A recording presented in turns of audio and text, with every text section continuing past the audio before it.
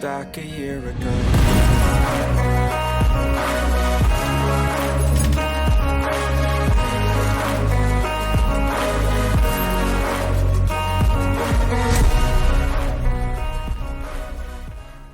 This episode of the Beer Bound Podcast is brought to you by Rolling Hops Beer Tours.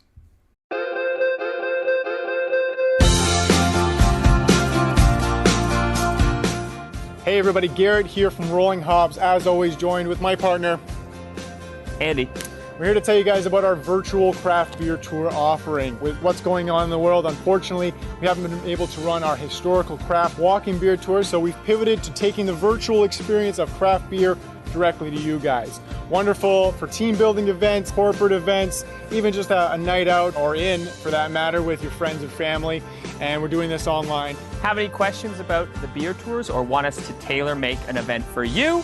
Just shoot us an email or send us a message on any form of social media. Rolling Hops, you can find us everywhere. RollingHopsBeerTours.com is where you can get a hold of us, and we'll see you guys soon. Cheers.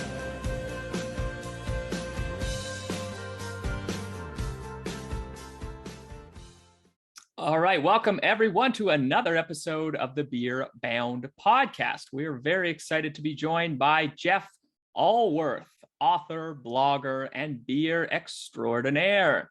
Jeff was born in Boise, Idaho, but grew up partly as well as in Salt Lake City. He attended university in Portland, Oregon, and completed his graduate studies in Madison, Wisconsin. Jeff is the author of several beer-related texts, including the Beer Tasting Toolkit, Cider Made Simple, The Secrets of Master Brewers, the Widmer Way, and the Beer Bible, a book we're very excited to speak about. Jeff is also a blogger and a podcaster. You can find his beer-related writings in blog form at beervanablog.com.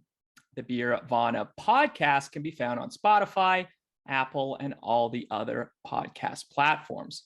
We look forward to speaking to Jeff to learn more about craft beer in all its complexities. So without further ado, we welcome Jeff to the Beer Bound Podcast. Hello, Jeff. Hey guys.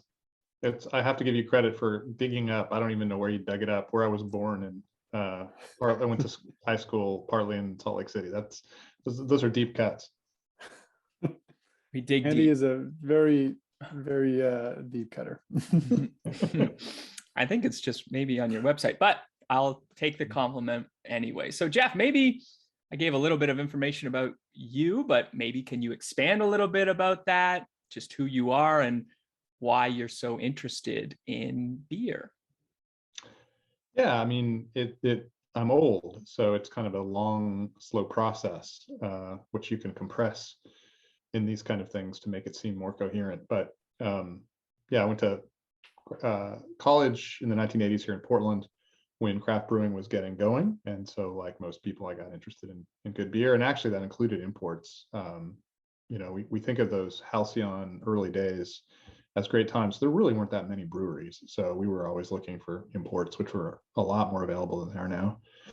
When I went to grad school, the beer was not the kind of beer that I had grown to like on the West Coast, which was hoppy beer. So we started home brewing. I had a friend who I also went to college with, so in grad school. So we became homebrew buddies there, started home brewing, came back to Portland. And there's a whole bunch of stuff here of my biography that does not relate to beer that I'm skipping over. And the local alt weekly, I don't know if you guys have these in Canada, these like things, little alternative newspapers that come out once a week. Historically you've found them like, you go to the pizza place, there'll be a stack of them there, those kinds of things. One or two of them here, something like that. Yeah.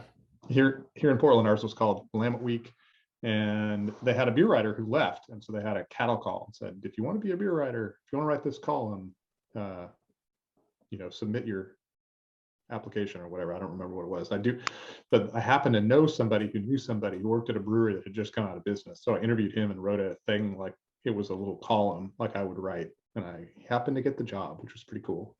And that was like 97, so a long time ago. Again, fairly old. guy now. And then I just, I had a day job that, writing once a week for the local alt weekly was not putting me in the lap of luxury.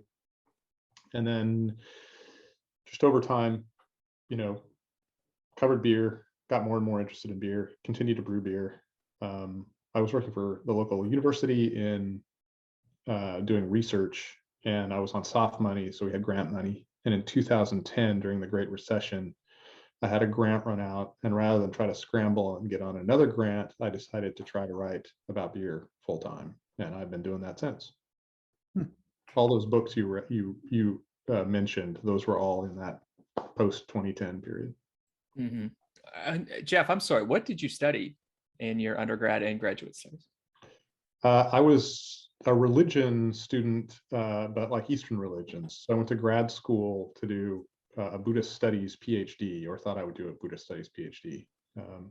And I did not complete that and ended up driving a cab in Portland afterwards, which was about all it qualified me for. So, yeah. Interesting. Yeah. So the Buddhism thing is a whole nother story. Also a thing I'm quite interested in, continue to be a Buddhist to today, but yeah, doesn't relate quite so closely to beer. So I don't talk about that so much usually. Not so much, but maybe if we have time, we'll get into that. So you're not connected to academia as of now. You are solely into your craft as a wordsmith. Yep. I'm actually making it as a full-time writer, which is pretty hard to do. I think it's always been hard to do.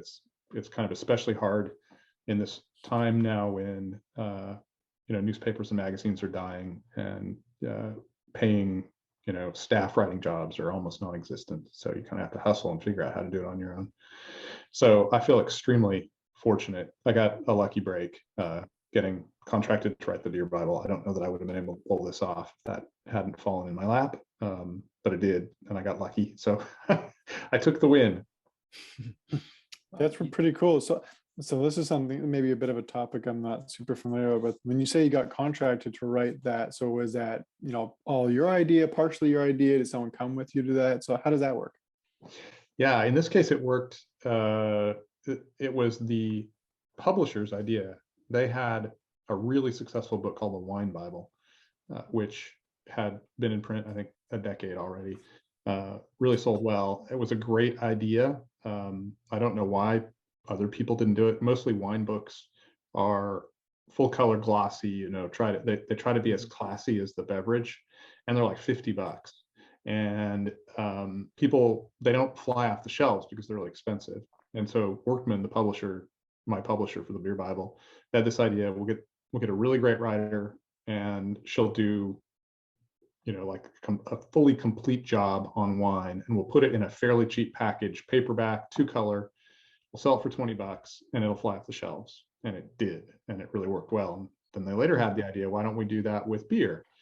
Maybe it would work with beer too. And I was pitching a different book. So usually the way you do it is you have an idea for a book, and you create a proposal, and then you either find an agent or try to do it on your own and pitch that to publishers. So that process was going on. And when my agent pitched Workman my bad idea, thank God I didn't publish that book, they said, no, we're not interested in that, but we're thinking about this other book. Would your author be interested in that? He seems like he's got a good voice for the kind of thing we're doing. And then a year later, we signed a contract. Yeah, it's pretty cool. So what credentials did you have to show to prove that your knowledge on beer was competent enough to create a Bible on the subject? Write the Bible? Yeah. Yeah. Well, thank God they didn't know enough to know that I did not have those credentials. I'm really fortunate that they didn't know anything about beer. The thing that got me the job was my blog. They went to the blog, and my voice, the woman who wrote the Wine Bible, Karen McNeil, has a kind of similar way of writing. She knows a lot about wine, but she writes in a fairly accessible way. So she has both when you read it, you feel like she knows a lot. You completely trust her as an author, but it's really accessible, and she makes it easy to understand. So they were looking for someone with that kind of voice, and they went to my blog, which I took a lot of crap from my friends. Actually Patrick, my podcast partner, he used to joke, "Oh, blogs, they don't just give those to anyone, do they?" So when that blog scored me the beer Bible, I was finally able to throw it in his face. Not that he didn't keep giving crap about the blog, but yeah. So that was it. I think they felt like I probably knew enough about beer, or at least enough for them, and I had the right voice, so they gave me the shot. And if anybody's a writer, the reasons you get a job or don't get a job can be really capricious, and usually it works against you. Usually you're qualified, you're a good writer, you do good stuff, and you don't sell the article or the book or whatever.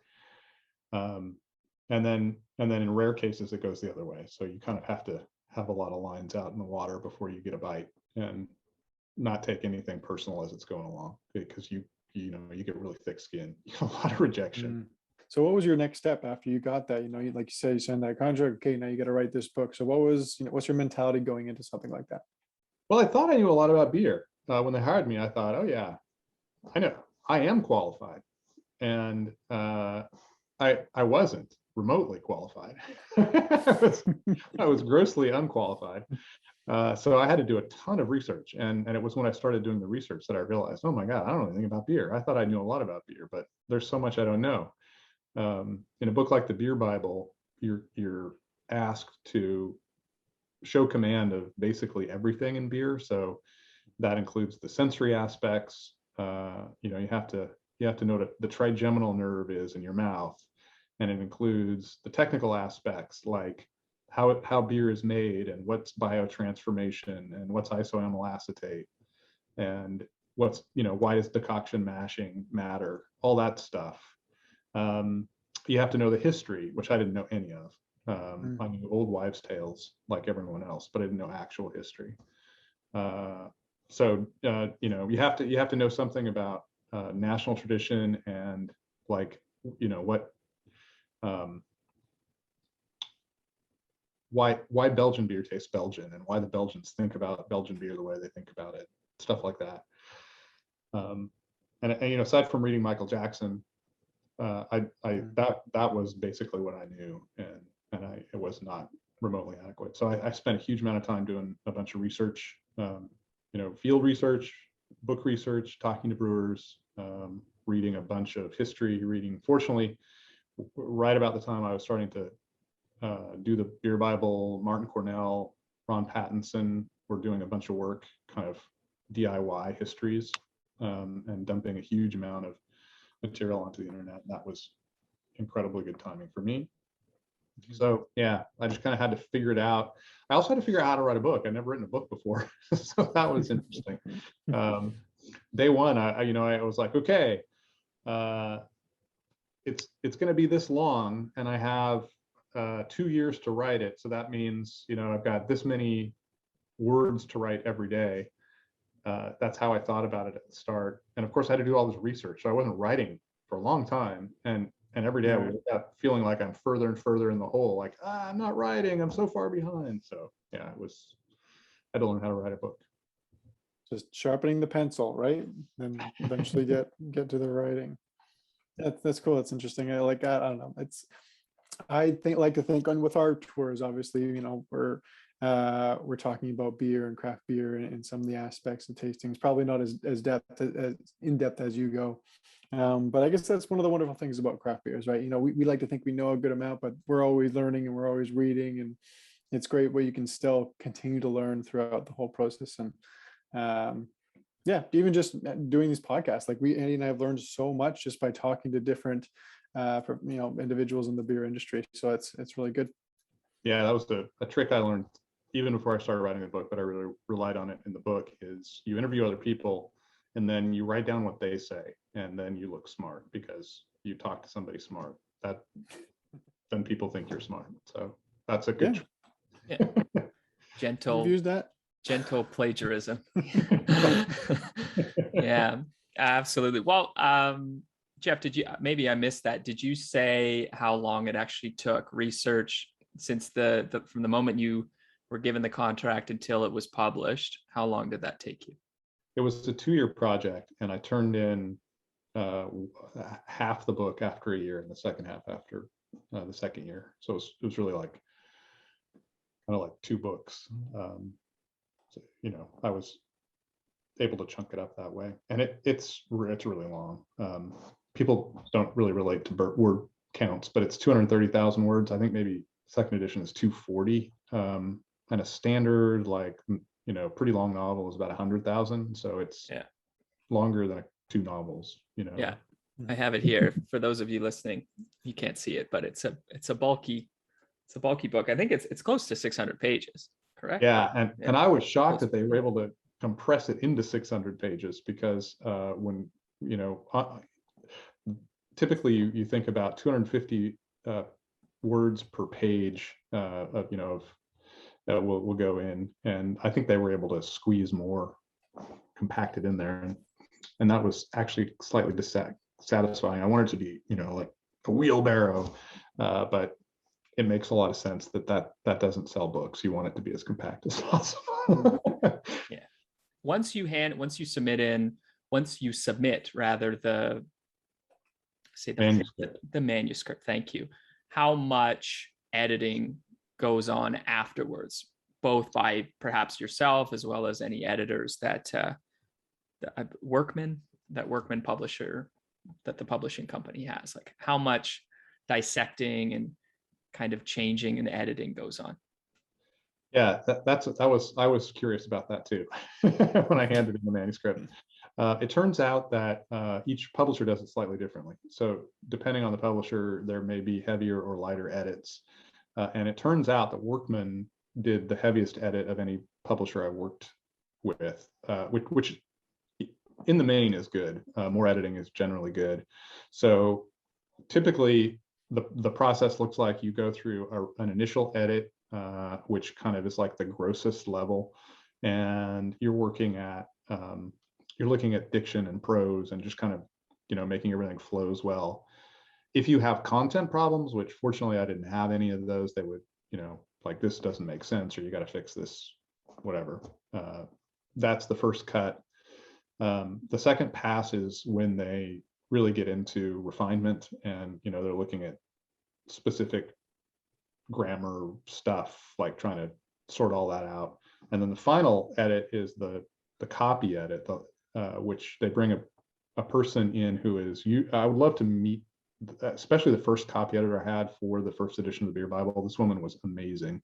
She would notice things like she'd say, 3 pages earlier you used this one weird adjective, and I don't know if you want to use it again. It's kind of repetitive. And I'm like, holy crap, 3 pages earlier you found that? That's awesome. And she was kind of nervous, so she would write in the side, like, you could tell that she thought that every suggestion she made was the right suggestion, but also that she thought that I would, she was defensive. So I would read these, and they were awesome suggestions. And I think, she made, hundreds of them probably in the course of the book. And I probably rejected about 2 of them. I mean, every time I saw them, I thought, yep, you nailed it. That's perfect. You're right. I wanted to go give her a kiss afterwards and say, can you just please follow me around? And anytime I try to write something, fix it for me. There's some people that are just so almost robotic to attention to detail. I wish I had that skill sometimes. Yeah. Ditto. Yeah. Well, the book, Jeff, I mean, it's a lot of it focuses on beer styles, and you go into those to quite a deep length. Both, you kind of separate ales with lagers, which seems appropriate, but you also, you start the book, like you mentioned, delving into a little bit of history of beer. Could you maybe tell us, maybe we'll go through the book just a little bit, piece by piece. Again, I recommend everyone, even if you're remotely interested in beer and want to learn so much about the topic, this book is immensely helpful, and I definitely recommend it. But maybe let's start at the beginning. You talk a little bit about the history of beer. Can you tell us where does beer come from? Thank you for those kind words. Yeah, it turns, so this is an interesting little thing that happened. For the most part, I didn't anticipate a big edit between the first edition and the second edition in things like history, right? You kind of expect beer history is relatively stable and established, not a lot of change going to be there. But in fact, in that decade, from when I've first started writing the Beer Bible in 2011 or something, to when this second edition was published last year, we had this amazing archaeological discovery that kind of changed the way we thought about the early history of beer. And I had to rewrite, and I've rethought about how beer got started and why it got started. And that was super fascinating. In fact, there's this, I think it was a historian or an archaeologist, I can't remember. His name was Braidwood. And in 1953, he posed this question whether beer or bread came first. And beer guys always say beer came first. They love to talk about how beer came first. And in the first edition, I said I found that implausible. It just seemed like, if you're going to found a civilization and settle down and start growing grain, you're going to do that because you want beer? No, you're probably going to do it because you want bread, right? That just didn't make any sense. But then there was this site that dates back to 10,000 years ago that they found in modern day Turkey, where it's a feasting and celebration site way, way, way before civilization. So thousands of years before people actually settled down. They still built these large monuments, and it was like an outdoor feasting site. It's Göbekli Tepe, is that right? Yeah. I don't know how you pronounce it, but yes, that's exactly how I pronounce it. That's as good as I can do. Yeah. And they drank beer, and that changed everything in the way I thought about how beer got started and why beer exists and why it has been so durable. I think they didn't need food, right? These are hunter-gatherers. Their society had been built around, being able to. They were small. It was, population was much smaller in that environment. But when they didn't need to grow grains to have bread, but they did need beer. That's a thing that they couldn't harvest naturally. And if you're coming together to celebrate, and there's probably some kind of religious component, beer is obvious, right? Like that's a motivation to figure out how to work with grain. You've already got deer and berries. You don't need food, but the celebratory drink that brings everybody together, makes them feel good, slightly psychoactive, maybe makes you feel a little closer to God. That's a pretty rare and cool thing. Probably worth once every year or decade or however long they, whatever interval it was that they got together, worth figuring that out and making beer. So, 10,000 years ago, they were making beer. And when you look at the through line, that's, still a lot of the reason we drink beer. We get together. It is the social alcohol. We have pubs, people come together in pubs for beer. It's low alcohol, which allows us to drink together. It raises our spirits, but doesn't get us too drunk so that we can spend time together. There's always been this component of the ineffable and, the divine kind of woven in throughout history with beer. Monks even brewed it. So it kind of makes sense that beer came first. And so I had to change that chapter and then follow the whole story of beer through. It picks up steam with the Sumerians and the Egyptians and becomes a little bit more familiar after that. Though I think we don't really tell the story of traditional beer. We mostly tell the story of commercial beer.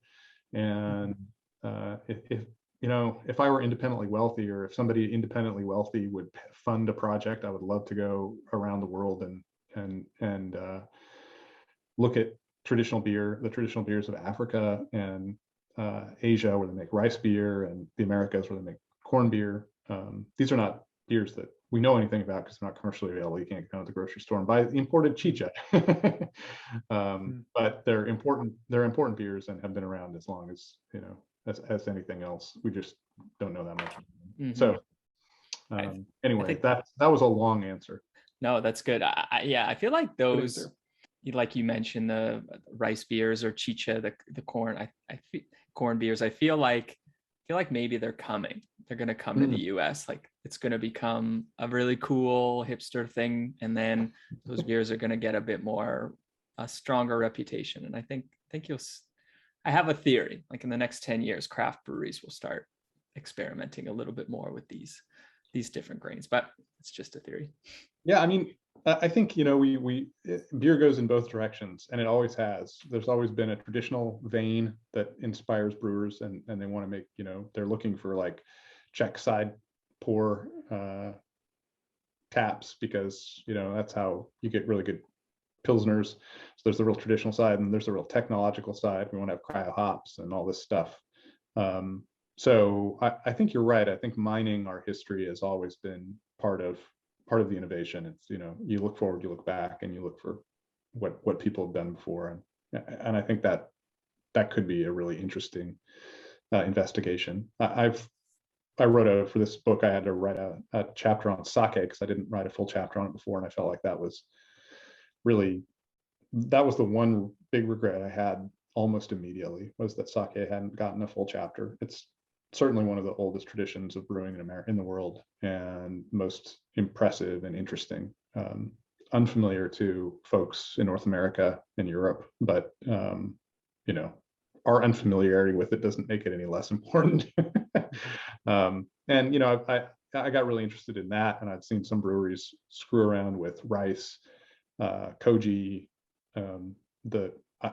I still can't quite figure out the strains that they use in sake, but they can ferment the sake up to like 20%, you know, which these are crazy yeasts. I don't know how they can do that. And so I'm curious about how that would work with wheat and barley, and, you know, what kind of character you get out of that. And so I think there's a lot to be done looking around the world at what other people are doing. I think the sake Bible perhaps is the next work in your arsenal there. But yeah, I would love to write the sake Bible. I don't know how many people would read it in America, but I didn't get to go. It was sort of on my wish list to go to Japan. I still haven't gone to a traditional sake brewery. We have a nice brewery here in about an hour away from where I live, where they make traditional sake, and so I was able to go there and learn all about sake, and that was great. But there are like 600-year-old breweries in Japan. I would like to check those out. Get another publishing deal, Jeff. Yeah, that might be an opportunity. We mentioned that you delve into styles, both ales and lagers. Do you have any brewing experience yourself, like prior to writing the text or post text? What's your experience with the craft itself? I'm a home brewer. I've been home brewing for 30 years, which, you know, it's helpful to be a brewer, to be a home brewer and a writer, and it's also not identical to being a commercial brewer and a professional brewer, and I'm aware of that. So it helps me understand the science, the kind of the chemistry and the science, and how flavors work and what ingredients do. Like I've done experiments with hops and malt and things like that. So it's been useful for me to kind of see how that works, and like what process does, how dry hopping affects the flavor of beer. What it doesn't do is tell me what it's like to be a production brewer, and how you do that at scale, and how commercial breweries work. That's a whole different thing. So every time I walk into a brewery, almost every time I walk into a brewery, the brewer will tell me some weird thing they're doing that I've never heard of. And that's always interesting to me. So I remain good and humble about what I know about professional brewing. That's good. Was there any point in time when you're doing your research that you decided to, if you're researching a specific style, you decided to brew it just to kind of get that hands-on experience? So was that ever did that ever happen in your research? Yeah, especially after I wrote the Beer Bible, I realized that I had just gone on a world tour and done a wish list of all the greatest brewers making the beer styles. To write that book, that as you mentioned, Andy, it's based, it's sort of the meat of it is based on styles. So I would look at those styles and figure out, okay, which breweries are famous for them, which ones make the classical styles. And then I emailed and said, can I come and have you show me how you make it? And almost all of them did. And afterwards, I would talk to home brewers and even commercial brewers, and they would say, well, we're doing this so-and-so style, and I don't know, I'm doing this thing. And say, oh, no, that's not how they do it there. They do it this way. And it occurred to me that I should go back to those same brewers and have them create 5-gallon recipes, 19-liter recipes for you guys across the border, so they could replicate those same styles at home. I knew that for the most part, homebrewers are probably not going to create, like Bavarian Weizen is a really complex beer to make. It's really hard to make. Probably not going to make it the same way that Schneider does, but it's cool to know how Schneider makes it, and it's cool to see the process and kind of get your head around it, maybe try it once. And then if you want to, mix that up and try something else, you've done that process. And this is how, I think this is where brewing becomes, brewing is really an art of process. Ingredients matter, but what you do in the brew house is so important. And so once you have all the toolkits, once you find out all the weird different ways people make beer, then you can start mixing and matching and figuring out what you want to do in your own kit. So for the second book, I think it was my second book. Anyway, my follow-up book to the Beer Bible, Secrets of Master Brewers, it's a homebrew book, and I went back to those brewers and asked them how to do it. And yes, for those beers, I made those beers that I write about in that book. Not well. I'm not a great brewer, but I did it. I went through the process to make sure that they worked. I felt like I can't write a book and say, here you go, good luck, and then it's not actually how you make the beer. It doesn't work in a homebrew setup. Yeah, well, that's fair enough. That definitely makes sense. Was there any sort of moments in doing that where, it's kind of like, I'm like, oh yeah, or that's maybe sort of shocking or different or surprised in making the beer that sort of related to the theory? Any maybe example? Yeah, so the mashing process is in home brewing, mostly in the mashing process, people do single infusion mash. They just they put the water in on the barley, the barley malt.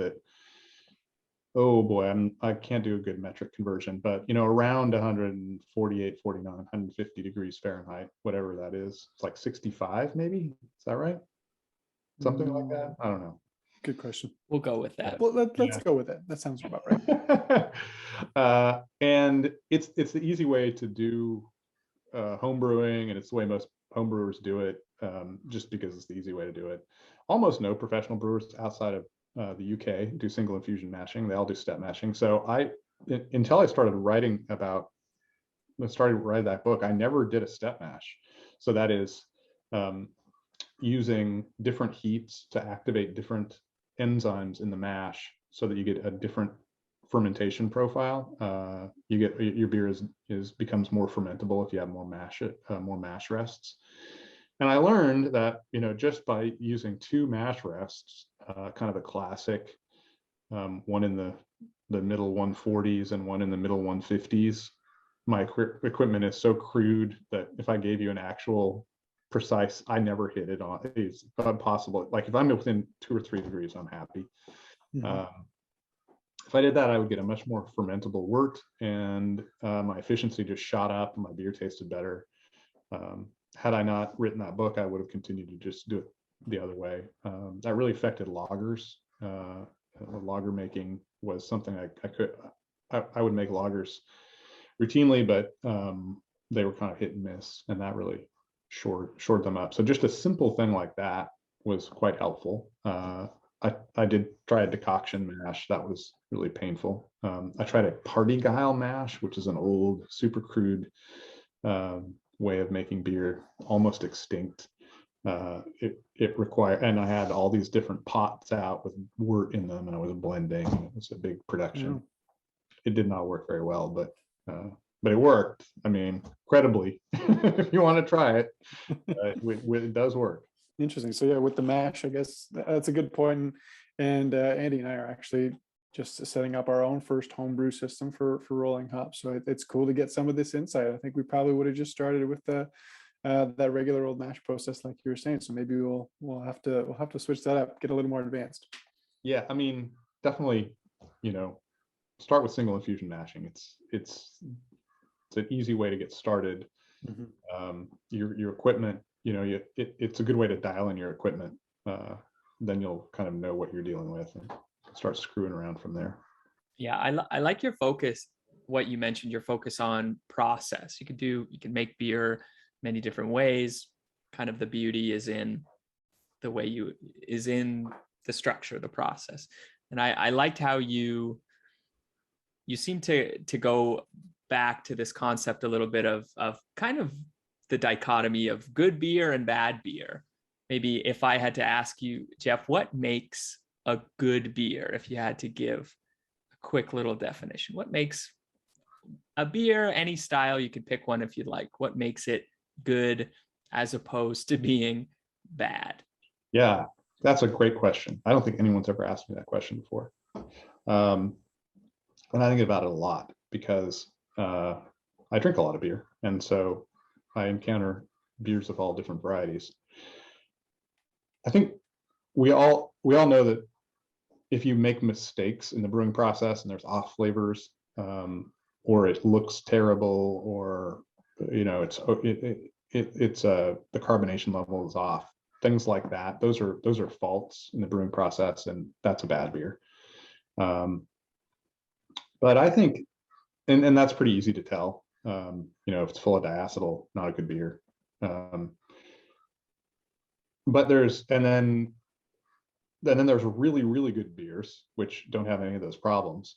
But what makes them good, and what makes a good beer, like in the middle ground, if we think about average beers, why is a beer that doesn't have any faults only average and not good? Traveling around Europe, it was really useful to taste beer that had been made over and over and over again over the decades. The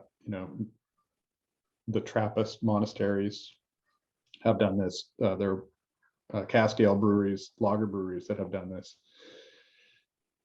And I think that there is something about the way really well-conceived beer is put together, that it just sings. It has a kind of elegance and beauty and harmony that you perceive experientially and not cognitively. Like you taste it and you just immediately feel like, wow, that's an impressive beer. And it has to do with having selected exactly the right ingredients for the beer, so the ingredients are in harmony with each other. They express themselves at good levels. They work together. They're distinct. They're articulated. I think when I do beer tastings, I talk about the senses. We look at it, we smell it, we taste it. You can feel it in your mouth. All of those things need to be like right on the money. It should look beautiful. It doesn't have to be clear. It can be hazy, but just because it's hazy, it shouldn't be hideous. It shouldn't be one of those things that's gray and has a skiff of about 3 bubbles on the top. That's a bad looking beer. That's just, you've done something wrong. You gotta step up the game. Just smell great, whether that it's a delicate smell or a really strong smell. It should be incredibly pleasing. The physical components in your mouth, the viscosity, the dryness, whatever you're shooting for, should be kind of like right on the money. And when you start thinking of all those, adding them all up, and you see that trying to get them right in balance for where they should be. Like if you're shooting for a clear beer, it has to be exactly clear. If you're shooting for an IPA that's got a lot of aroma, it should have just beautiful, perfect aroma. You line all those up. That's hard enough to do, to get the aroma perfect. But then to make sure that the aroma, your hoppy aroma that you really work so hard on, is in place, but also it's in harmony with the malt flavors and the water treatments, and it also looks good. Then you start all these things start adding up, and it becomes kind of dazzling when you see a beer that where all that stuff comes together perfectly. It's really a dazzling thing. So I think sometimes a truly exceptional beer is just one that's super accomplished. And there's a lot of beers, and especially now when we have so many breweries making so many beers, you find beers that are competent. They don't have off flavors. They haven't been dialed in. They're muddy. They don't hang together too well. You can't really say there's anything wrong with them, but they just don't sing. They're just kind of bleh. Being. They're just, yeah, they're fine. You taste it, you think this is fine. How many IPAs have we had where it's like, it's not bad, it's fine. Yeah, that's fair enough. Brewers are happy to hit that. A good professional brewer, if it's an 80% beer, 80% there, like you should be able to, every beer style you make, if you've never made a beer before, you should make an 80% beer. But as a beer drinker, I want 100% beer. I want a beer that's right in there, all dialed in, like a well-balanced, perfect equilibrium. I guess that's like you're saying, right? And it takes time to work out the process and honing that process to get to that level. But yeah, I agree with you. You get some of those that are a little off, not completely wrong, but still need a little oomph almost. Yeah, and it's true with every style. It's true with a Helles, but it's also true with an Imperial Stout. It's like you can't just put a bunch of stuff in there and it's really boozy and strong and assume that you've pulled it off. A good Imperial Stout is as hard as a good Helles. They're just different. So yeah, I'm sorry, Jeff, to keep focusing on this book. I know you're a well-established author with other books, but we only have 60 minutes, so I'm going to keep on with the Beer Bible. For this text, you hinted at it a little bit. Did you do a little bit of traveling? How far did you go, or how far were you allotted to go to get some adequate research done for the Beer Bible? Yeah, so for the first edition, I went to 7 countries. I think that's right. And so for the second edition, I needed to go back to some of the same countries that I went to at the start to see what had changed. So in particular, I went back to the UK because I've been aware of the changes that are happening there as the cask ale tradition evolves. I wanted to go to Belgium to see what was happening in Belgium, also kind of going through some interesting evolution. And I didn't make it to Berlin before, and I thought it would be interesting to go to Berlin because Berlin is sort of on the cutting edge for new innovation in brewing. So I could see both what Berlin looked like, but also kind of where German beer is heading. But then I also wanted to go to some new countries this time around. So I went to Austria, which was fun. I got to go to Anton Dreyer's original brewery. That's the guy who invented Vienna Lager. Yeah, cool. I looked at the oldest log book they had from that brewery, which unfortunately didn't go back to his time, but it went back to, I think, like the 1870s or something like that. So pretty far back. And then I wanted to see what Eastern Europe was, how Eastern Europe is going. And I probably should have gone to Hungary. Everyone keeps saying Hungary is the coolest, but I've always wanted to go to Krakow, so I went to Krakow instead. And I didn't regret that. It's an amazing city, maybe the coolest city I've ever been to. And then I went to Lithuania because we're now becoming aware, thanks to the work of Lars Garshol, mostly, of this farmhouse tradition that's happening in the Baltics and Scandinavia. And Lithuania has a really fascinating farmhouse tradition, and some of the beers that farmers make is available commercially in Vilnius. So it's one of the places you can get farmhouse beer in this kind of old European tradition without actually having to go to the farm, which I couldn't afford to do. I couldn't go to Norway has a really rich tradition, but the breweries are pretty far apart and you got to travel forever and you got to go to the farmers. And I didn't have the time and money for that, especially since Lars had already done all the work. But I did want to see what was going on in Lithuania. That was a lot of fun. I would tell people, go to Vilnius if you want a really exotic beer experience. Now, the purpose of those trips to these countries, was it to grasp the historic context to the styles of beer that are particular to those countries, or was it a little bit more advanced to look at the traditions as well as what's going on in the contemporary sphere? What exactly were you looking for? Yeah, I never really know until I get there. Partly I just like to go to see what's happening. I think maybe more than other beer writers, or more than many beer writers, I think of beer in a cultural context. All that academic work that I did had real culture studies aspect to it. I spent a couple years in India back in the day, and so I really think about the way culture shapes everything we do. And when I travel through Europe, I immediately, like, if you go from the UK to Belgium, which you can do quite easily, the beer culture is just so radically different for these countries that are very close together. And there's nothing to just, it's purely cultural, and there's no reason to explain why in Brussels they drink really strong yeast-driven beers, and in London they drink these really low alcohol, balanced beers that cask ales that don't look anything at all like Belgian beers except culture. So I feel like in order to really appreciate the beer, you kind of have to watch people drink it, see how they drink it, see what context they're drinking it, see what that communication between the brewer and the drinker is. It is useful to see what the macro, like, in the UK, a fairly small proportion of the beer sold now is cask ale anymore. It's really died off. So it's interesting to see when you go to a pub what people are actually drinking, because not so many are drinking cask ale. That gives you a sense of the culture and what's going on.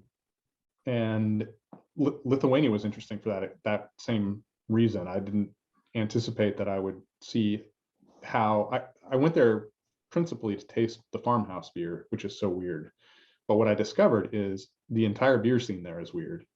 Even the mass market lagers that local breweries make are very weird, and they're weird in exactly the same way that the farmhouse beer is weird. And so when you taste a farmhouse beer, you taste all these weird flavors that you haven't tasted before, and you can kind of track them back. Okay, that's the malt, and that one's the yeast, and they don't really use a lot of hops, so you don't really taste a lot of hops. But then you taste a lager, and that yeast character is kind of the same, and that malt is really the same.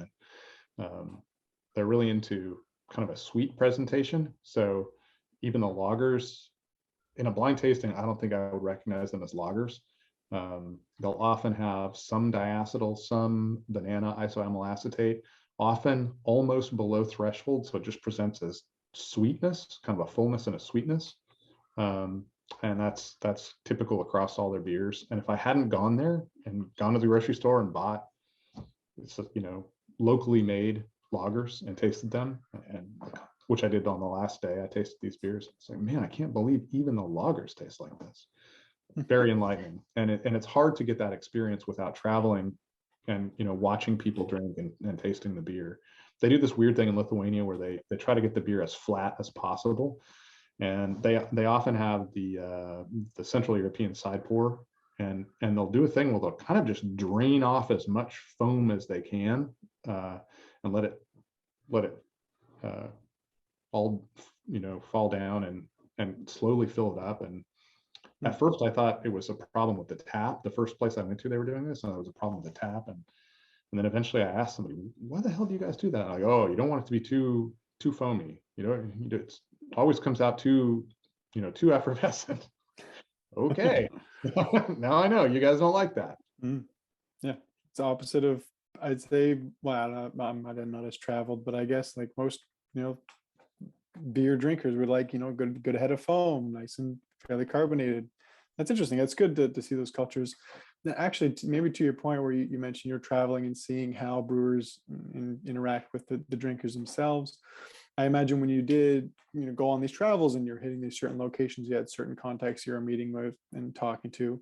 Was there any maybe interactions on the in-between that sparked inspiration for the book? On the in-between? Yeah, like people just in passing, maybe not someone you were dedicated to meet, but just conversations in and around areas that you went. Oh yeah. I mean, I try to talk as much to just regular folk as possible. That's true in Portland and in America, as it is when I travel. I feel like, um, you can get in that beer geek bubble, and it can be that's you're way off in the tail of the drinking population there. You're going to find really specific behaviors that are not typical. So it's yeah, it's good to go where people are actually drinking beer, and talking to people who are actually drinking beer, the way they drink them. The first time I went to a British pub, there was this old guy sitting there drinking, I don't know, some kind of lager. And at the time, this seems to have died down, but at the time, everything was super cold. So they would have like the regular lager. I don't know if it was Stella or what it was, but something like that. And then they would have like super cold. And this old guy was drinking super cold, and he looked like he was straight out of a ye old pub advertisement or something, and he's drinking this beer. So we started talking, and it was really fascinating to hear why he drank that. And he's the typical British beer drinker now. Probably, I don't think they're drinking that super cold stuff anymore, but yeah, I think it's really important to talk to those folks. And most of my friends are not beer geeks, and my family are. Fortunately, my in-laws are really into beer, but they're not beer geeks, so it's interesting to talk to them and hear what's going on with them. And yeah, A lot of good insights along the way. Yeah, cool. Jeff, did this come out last year, the second edition of the Beer Bible? Is that right? Yes. 2021? It came out, last fall.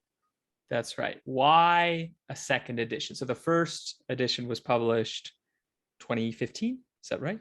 Yep. And the second one, so 6 years later. So what has changed so much in that 6-year period that we need our New Testament of the Beer Bible?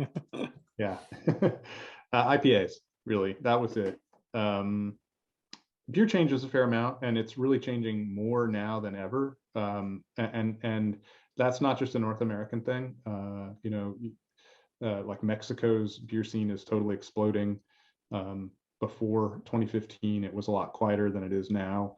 In Europe, even in old traditional brewing places, it's really exploding.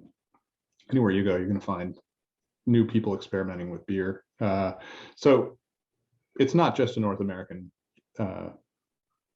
thing that evolution is happening very fast now, but we do lead the charge. And the style that has emerged that's really changing beer internationally is IPA. You can go to a pub where they have non-mass market lager, if they have anything else other than mass market lager, almost anywhere in the world, you're going to find an IPA. Mm-hmm. It's pretty remarkable. So anybody who picks up that book, it's the Beer Bible, right? So they're going to want to know, well, I've heard about these pastry IPAs or these milkshake IPAs. It's brewed IPA, and the one in 2015 didn't have any of that stuff because it had changed so much. So it's the most important style, it's changing pretty rapidly in a super fascinating way. And I just felt like I'd really hoped the book would last a decade. I wrote it to be kind of evergreen. I didn't talk about the newest hippest that would be out of fashion, or the beers that would be gone by the time it was published. I really tried to find, I tried to talk about beer as this tradition that we can get our heads around, and it's fairly stable. Well, all of that's true for the most part, except with IPA. IPA has really changed a lot. We had the juicy revolution. I think Citra was out. Mosaic might have been released in 2015. I mean, so much has happened. So it was fun to write that chapter. I kind of restructured the book. I had a chapter on old American ale types, which included wheat ale and red ale and amber ales. And I dumped that because those are basically extinct. and I had a chapter on IPA, and then I had a chapter on strong ales, which had things like double IPAs and triple IPAs. And I got rid of all of those, and I wrote a very long chapter called Hoppy American Ales, which, talking to two Canadians, I feel a little bit, I should have maybe said North American Ales. But Well, that's how they're listed. That's how they're known even up here for the most part. So it makes sense. Go with what's known and may make sense. yeah, I'm aware of that now. Apologies to everybody in Canada. But yeah, it's, it was fun to try to think about IPA as a style, and how you would write about it. We got here incrementally, so people toss off phrases like hazy IPAs without even thinking about it. But if you had to characterize this whole tradition, and write sensibly about a style that includes 4.5% beers and 14% beers and completely straw-colored beers and black beers, how do you do that? That makes sense. How do you write about that? So I really enjoyed trying to figure that chapter out, and I hope I did a good job. I actually haven't gotten much feedback on whether people thought I pulled that off or not, but it was fun to give that a shot.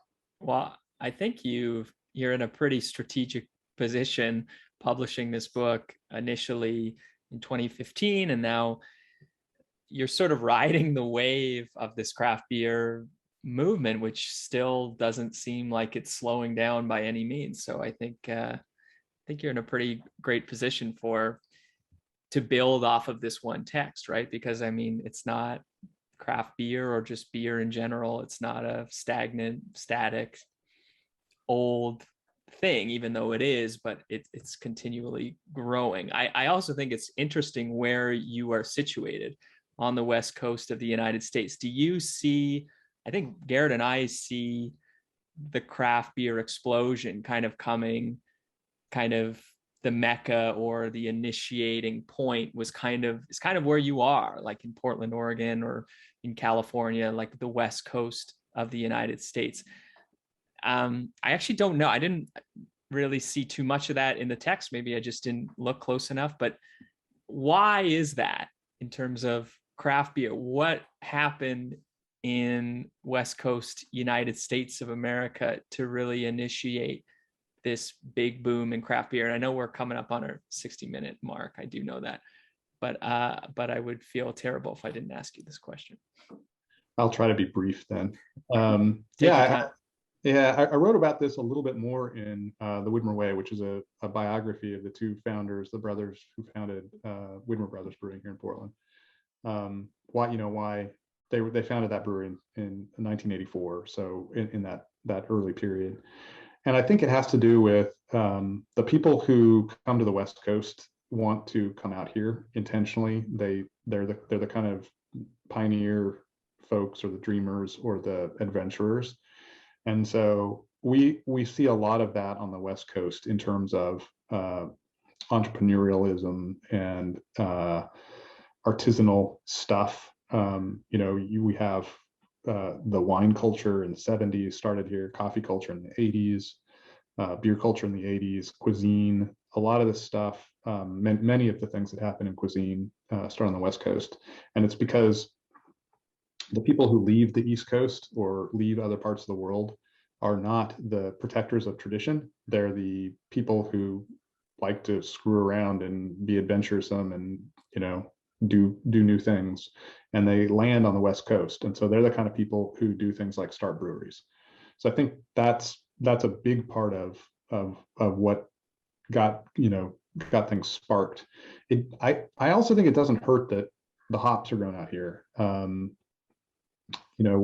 People, especially in the Northwest, I live an hour from the hop fields.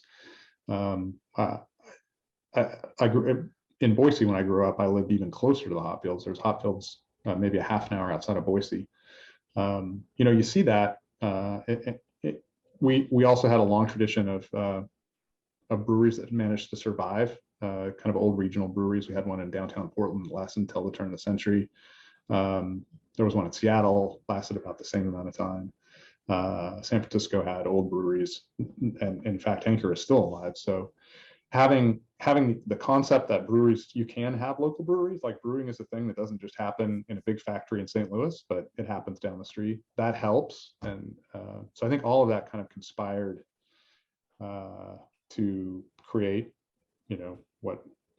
what started out here on the West Coast. And, it wasn't only the West Coast. There was one in Colorado, and Jim Cook started one in Boston in '84. So it did start other places too. I want to tip my hat, but I do think culturally it was a much bigger force on the West Coast. It wasn't just one or two breweries. Like we had, by 1990, I think we had a dozen breweries in Portland. So, it was really, and that's up and down the West Coast. That's a lot for 1990. Yeah. Yeah. Mm-hmm. Wow. Jeff Alworth, we've literally only scratched the surface on your amazing corpus of knowledge, as well as the text itself, the Beer Bible. Make sure, if you like beer, if you don't, you got to check out this book. I learned a lot. There's just so much. It's just so dense. Even if you're a beer expert or sort of a novice in beer, you did write it in a very approachable way. So it's a great text. I think it's a wonderful resource for anyone who's interested in beer. So Jeff, I want to thank you so much for joining us. We would love to have you on the podcast again to get to dig deeper into your knowledge of beer if you'll be on again. I'd be happy to. Yeah, we didn't even talk about fresh hop ales, which is our big thing out here on the Northwest. So you gotta have me back so I can bang that drum. Wonderful. That'd be great. If you'll come back on, we'll have you anytime. Oh, Jeff, sure. Thank you so much. Jeff Alworth, author, blogger, podcaster, beer extraordinaire. Thank you so much, Jeff. Look forward to talking again soon. All right. Thanks for having me. Cheers. Take care. Thank you. Be sure to subscribe to stay up to date on all our interviews and beer-related content. Remember, craft beer is here.